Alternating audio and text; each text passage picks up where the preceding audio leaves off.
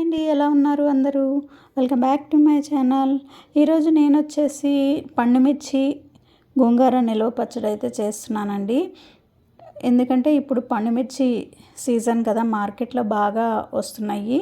So పండుమిర్చితో మనకి ఎన్ని varieties పెట్టచ్చో అన్ని వెరైటీస్ నేను చేసి నిల్వ చేసుకుంటున్నాను. సో అందులో భాగంగా ఈరోజు వచ్చేసి గోంగూర పండుమిర్చి చేస్తున్నాను అనమాట. ఇదైతే చట్నీ చాలా బాగుంటుందండి. మనకి అప్పుడప్పుడు వేసుకొని తినడానికి 6 months దాకా నిల్వ ఉంటుంది మనము చేసి పెట్టుకుంటే. ముందుగా తయారీ విధానం చూద్దాము. ఇప్పుడు నేను తీసుకున్న మెజర్మెంట్స్ అయితే డిస్క్రిప్షన్ బాక్స్లో ఇస్తానండి. ఏమేమి కొలతలు తీసుకున్నాను. 5 కట్టలు, పెద్ద కట్టలు ఉంటాయి కదండి, 5 కట్టలు గోంగూర తీసుకున్నాను అనమాట. ఒక 30 grams చింతపండు తీసుకున్నాను. ఎందుకంటే ఆల్రెడీ మనకు గోంగూరలో పులుపు ఉంటుంది కదా, తక్కువగానే తీసుకున్నాం అనమాట. ఇవి వచ్చేసి 1/2 kg పండుమిర్చి అండి, 1/2 kg తీసుకున్నాను.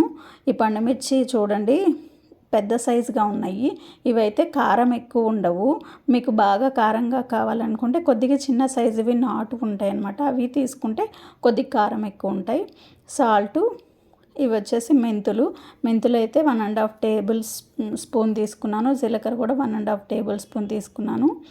ఇవన్నీ మనం పండుమిర్చి అండ్ గోంగూర ముందు రోజు నైటే కడిగేసుకొని ఆరబెట్టుకోవాలండి. ఫ్యాన్ కింద తడి లేకుండా చూసుకోవాలి. తొడాలు కూడా మార్నింగ్ ఇంకా తొడాలు తీసేసుకొని ఇవి ఇలా పీసెస్ లాగా కట్ చేసుకోవాలి. మనం డైరెక్ట్గా అయినా వేసుకోవచ్చులండి, కొద్దిగా తొందరగా నలుగుతాయి. ఇలా అయితే ఈవెన్గా మిక్స్ అవుతాయి అన్నమాట. సో ఇలా పీసెస్గా కట్ చేసి పెట్టుకుంటే మనకి ఈజీగా గ్రైండ్ అవ్వడానికి ఈజీగా ఉంటుందన్నమాట. ఇప్పుడు బాండీలో ఆయిల్ పెట్టి పౌడర్ చేసుకోవడానికి ఫస్ట్ మనం మెంతుల్ని ఫ్రై చేసుకోవాలి. సిమ్లో పెట్టుకొని చేసుకోవాలండి, ఎందుకంటే మెంతులు మళ్ళీ మాడితే టేస్ట్ చేంజ్ అవుతుంది. 2 కలిపైనా ఫ్రై చేసుకోవచ్చు అనమాట. నేనైతే విడివిడిగా ఫ్రై చేస్తున్నాను. ఈ ఫ్రై చేసిన దాన్ని మనం పౌడర్ చేసుకొని ఒక పక్కన పెట్టుకోవాలండి. రెండింటిని కలిపి పౌడర్ చేసుకోవచ్చు. అది కంప్లీట్ అయిన తర్వాత బాండీలో కొద్దిగా ఆయిల్ వేసుకొని, ఆయిల్ అయితే 2 గంటలు పడతాయండి, 2 గంటలు పడతాయి ఆయిల్. ఆయిల్ కొద్దిగా హీట్ అయిన తర్వాత మన దగ్గర ఉన్న గోంగూర ఆల్రెడీ వాష్ చేసుకొని ఎండబెట్టుకున్నాం కదండి, వాటర్ లేకుండా. గోంగూరని మనం ఫ్రై చేసుకోవాలి. ఇప్పుడు కొద్దిగా తిప్పుతూ ఉండాలండి, అడుగు అంటకూడదు. అడుగు లైట్గా అంటితే పర్లేదు కానీ హై ఫ్లేమ్లో అయితే పెట్టకూడదండి. మధ్య మధ్యలో తిప్పుకుంటూ ఉండాలి. ఇది ఫ్రై అయిన తర్వాత చింతపండు తొక్కలు లేకుండా, ఇత్తనాలు లేకుండా విడివిడిగా చేసుకొని ఫ్రై అయిన గోంగూరలో వేసి బాగా తిప్పుకోవాలండి. చింతపండు కొద్దిగా మెత్తపడితే సరిపోతుంది, బాగా ఫ్రై ఏం అవసరం లేదు. కొద్దిగా మెత్తపడితే మనం మిక్సీ చేసేటప్పుడు బాగా నలుగుతుందనమాట. ఇవే ఆరిన తర్వాత మనము మెంతి పొడి ఆరిన తర్వాత పౌడర్ వేస్తాం కదండి. ఈ గోంగూర కూడా ఆరిపోయిన తర్వాత మనమైతే మిక్సీ చేసుకోవాలి. ఈ గోంగూర మంచిగా ఫ్రై అవ్వాలండి, మరి పచ్చిగా ఉండకూడదు, మరి ఎండిపోయినట్టు ఉండకూడదు. నీట్గా ఫ్రై చేసుకోవాలి. అవి మనకి ఆలోపు ఆరుతాయి.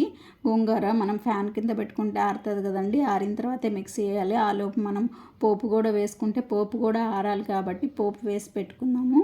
పోపులో పచ్చిమిర్చి, వెల్లుల్లి, ఎండుమిర్చి అండి, పచ్చిమిర్చి కాదు ఎండుమిర్చి, వెల్లుల్లి, తాలింపు దినుసులు, కరివేపాకు కూడా వేసుకోవచ్చు, ఇంగు వేసుకోవచ్చు. కరివేపాకు అయితే ఆల్రెడీ ఇది గోంగూర చట్నీనే కదా, ఆకుకూరలకు సంబంధించింది, నేనైతే కరివేపాకు వేయలేదండి. ఇవి తాలింపు దినుసులలో పప్పులు, పచ్చెనగపప్పు అని మినపప్పు ఎక్కువ వేసుకున్నాను. ఎందుకంటే మనం తినేటప్పుడు బాగా నోటికి తగులుతుంది కదండి, ఎక్కువ టేస్ట్ ఉంటుంది, మంచి టేస్ట్ వస్తుంది అన్నమాట నోటికి తగులుతుంటే. అందుకని పచ్చెనగపప్పును, ఇవి మినపప్పు, బద్ద మినపప్పు ఉంటుంది కదా తాలింపులో, అవి కొద్దిగా ఎక్కువ క్వాంటిటీ అయితే తీసుకున్నాను. తాలింపు అయిపోయిన తర్వాత దాన్ని మనం ఆరబెట్టుకోవాలండి. ఆలోపు అవి ఆరే లోపల మనం ఇవి ఎండుమిరపకాయలు కట్ చేసి పెట్టుకున్నాం కదా, ఆ మిరపకాయలు మిక్సీని బాగా పొడి క్లాత్తో తుడుచుకొని ఎండుమిరపకాయలు మిక్సీ వేసుకోవాలి. ఆ మిక్సీ వేసిన దాంట్లోనే గోంగూర వేసేసి సాల్టు, ఈ ఆల్రెడీ మిక్సీ చేసుకున్న పౌడర్ వేసేసుకొని మళ్ళీ ఇంకొకసారి తిప్పుకోవాలండి. మంచిగా ఇట్లా పేస్ట్ లాగా అవుతుంది. మీకు మెత్తగా కావాలంటే మెత్తగా చేసుకోవచ్చు. కచ్చాపచ్చగా కావాలంటే కచ్చాపచ్చ కూరకు 2 రౌండ్లు తిప్పుకుంటే సరిపోతుందండి. నేనైతే మెత్తగా వేసుకున్నాను, మళ్ళీ ఆకుకూర లాగా ఉంటుంది కదా, పిల్లలు తినరని. ఇదైతే ఒక బౌల్లోకి తీసుకోవాలి. బౌల్లోకి తీసుకొని మనం ఆల్రెడీ మనకు ఆరిపోయి ఉంటుంది కదండి తాలింపు వేసింది, ఆ తాలింపు మంచిగా ఆరిన తర్వాతే మనం కలుపుకోవాలన్నమాట.